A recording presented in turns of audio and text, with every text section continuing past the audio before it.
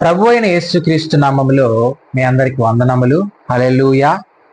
దేవుని కృప ద్వారా మనకు ఎలాంటి ప్రయోజనములు కలుగుతాయో ఒకసారి మనం జ్ఞాపకం చేసుకుందాం. రోమిలికి రాసిన పత్రిక 3వ అధ్యాయం 24వ వచనములో, కాబట్టి నమ్మువారు ఆయన కృపచేతని క్రీస్తు యేసునందలి విమోచన ద్వారా ఉచితముగా నీతిమంతులని తీర్చబడుచున్నారు. హల్లెలూయా.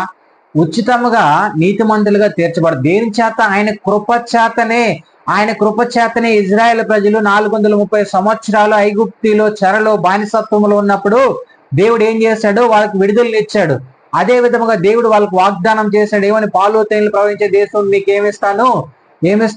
స్వాస్థ్యముగా ఇస్తాను అన్నాడు. ఈ రోజు ఆయన కృప చేతనే నువ్వు నేను రక్షణ పొందుకొని ఉన్నాము. యేసు క్రీస్తు నందలి, యేసు క్రీస్తు